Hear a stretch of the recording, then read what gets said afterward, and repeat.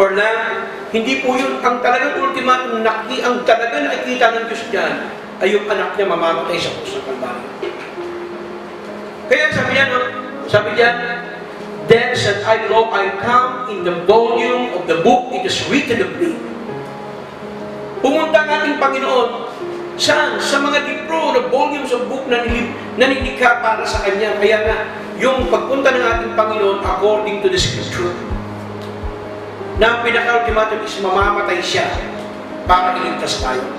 At yun ang ultimatum sacrifice nito. Yun ang ultimatum sacrifice. Sabi niya, I delight to do thy will, O my God. Yes, thy law is written in my heart. Sabi ng Panginoon. Actually, sinasabi na ni David yan ba kay Jesus Christ yan. Sinasabi na ni Jesus Christ. Ginagamit siya ng Panginoon para mabanggit yung mga propesiya. Kaya, ang kaganakan ko ay gawin ang kalooban mo. Kaya, ang pagsunod, hindi siya natakot mamatay. Dahil susundin niya ang Panginoon. Kaya sa atin, ano ikakatakot kung mamatay? Kung mamamatay ka, kung tutusin naman talaga, takda sa'yo yan eh. Totoo yun. Kung takda talaga sa atin mamatay, yung pag-iingat natin, kasama na yan doon sa plano ng Diyos na mag-ingat ka para mag-buhay ka. Pero talagang minsan, kahit mag-ingat ka, kung talagang takda sa'yo mamatay, mamamatay ka. Kasi kahit ang Panginoon, kaya nga yung kanyang buhay nakatakda yun. Hindi siya dapat mamatay sa paglilingkod na sundin ng Panginoon sa buhay niya.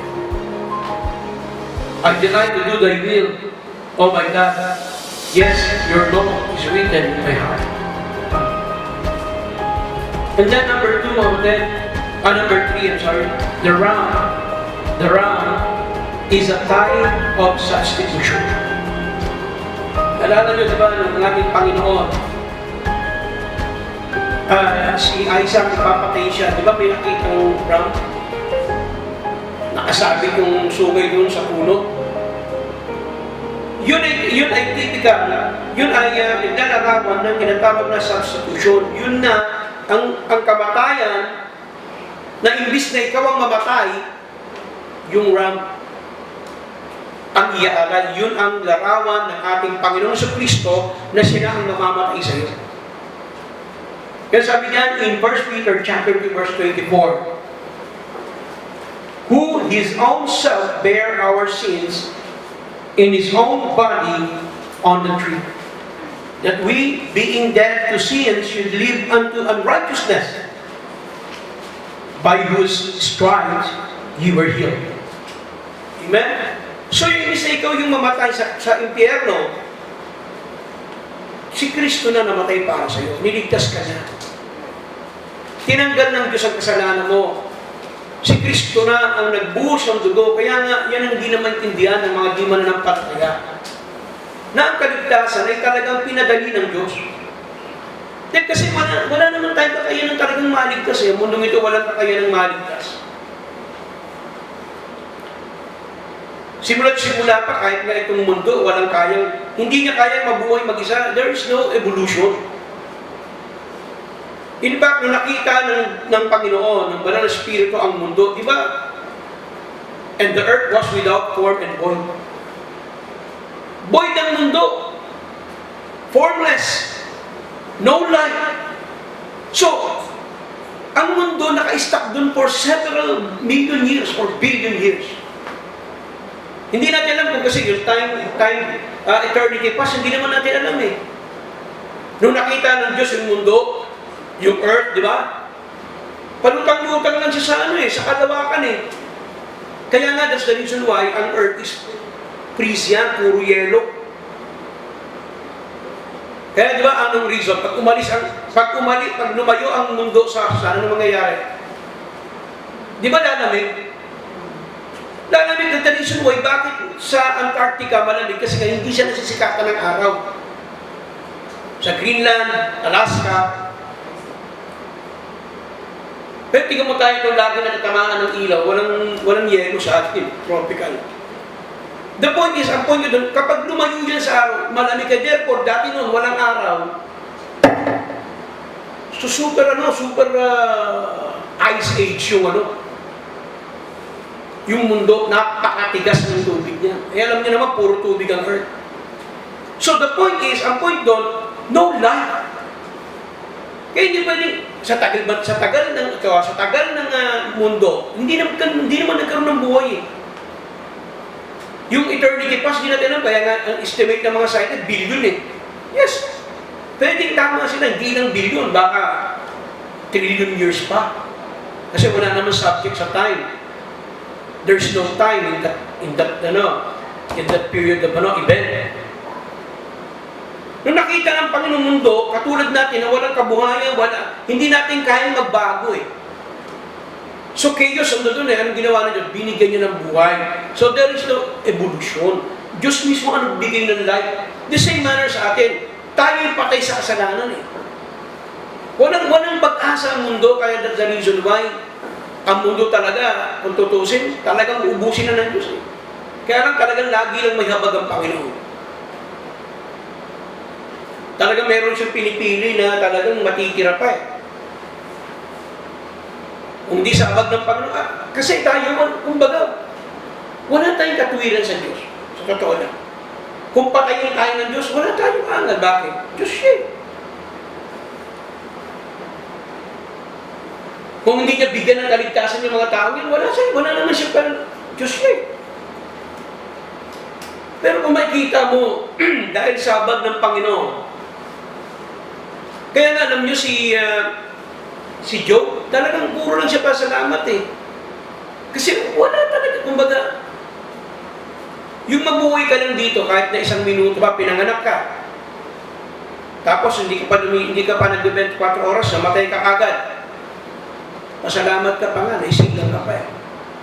That's mercy pa rin yan. Wala tayong magagawa, we cannot question God. Pero salamat sa Panginoon, tignan mo, kahit na tayo, ang buhay natin, walang pag-asa,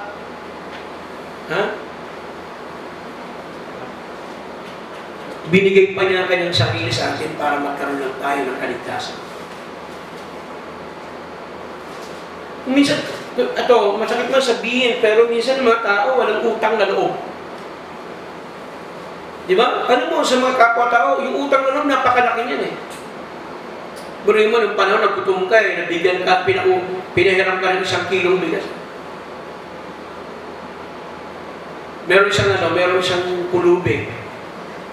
Napanood ko lang sa TikTok. Nung kumakain, umalis yung babae, punta kagad yung pulubi, kinain niya yung natira. So, itong waitress sa babae, kinuha niya yung tira, sinaawa niya. Kala ng guro naman, nagkatapon. Ang ginawa ng babae, nilutuan niya ng bago. Yung pinakain niya. Katuwan-tuwa yung lalaki, mahirap lang madulis.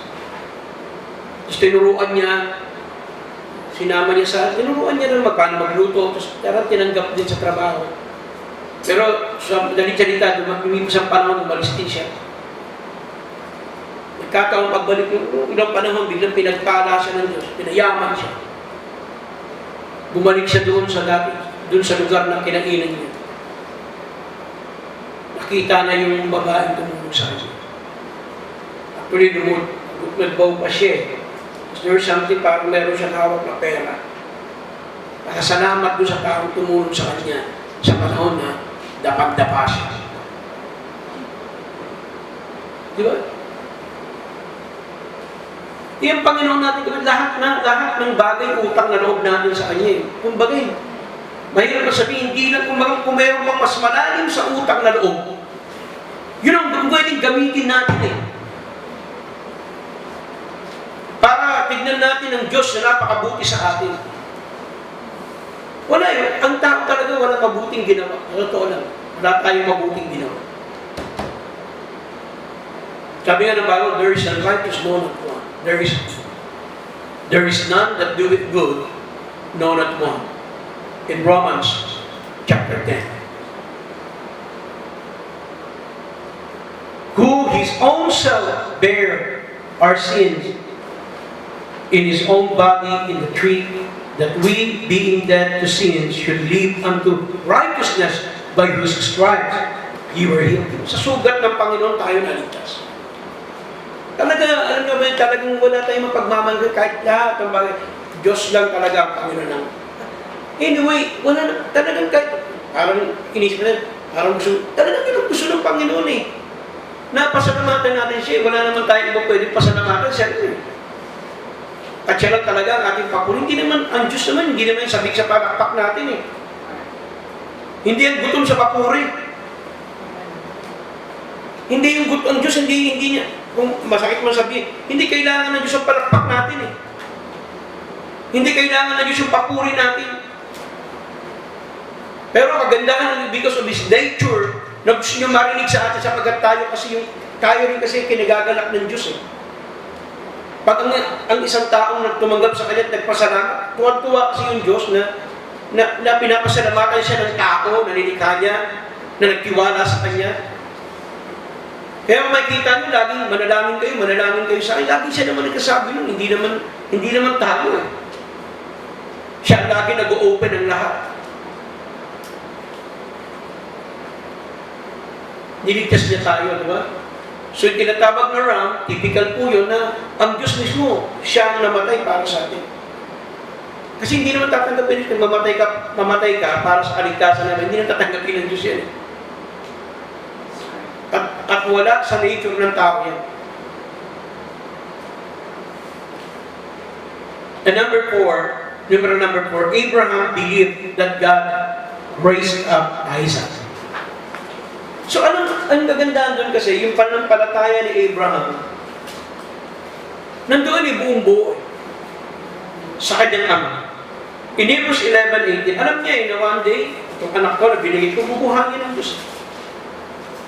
Kaya nga, hindi na pinahintulutan ng Diyos na masaksak ni Abraham si Isaac.